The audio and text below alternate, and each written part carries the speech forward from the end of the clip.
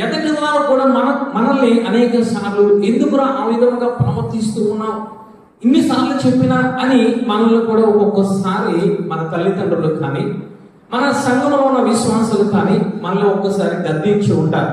మరి దానిని విని మనము మార్చుకోవాలి. ఆ విధంగా మార్చుకోకుండా ఈ శరీరము నాది, ఈ ప్రాణము నాది అని చెప్పి ఇష్టానుసారంగా ప్రవర్తిస్తే ఒకనొక రోజు మనం శోధనలో పడే అవకాశం ఉంది. అంటే వీడికి శోధన వస్తుంది అని చెప్పినా, లేదా ఆపద వస్తుందని చెప్పినా, లేదా నువ్వు మరణానికి వెళ్ళిపోతావు అని చెప్పినా వీడు వినడు.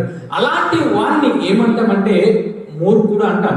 అలాంటి మనుషులు దేవాంత దేవునికి ఇష్టలు కాదు. అదే నువ్వు ఎవరినైతే నువ్వు చెబుతూ ఉన్నావో, బోధిస్తూ ఉన్నావో వారు మూర్ఖంగా ప్రవర్తిస్తే నేనే వారిని ఇష్టపడం.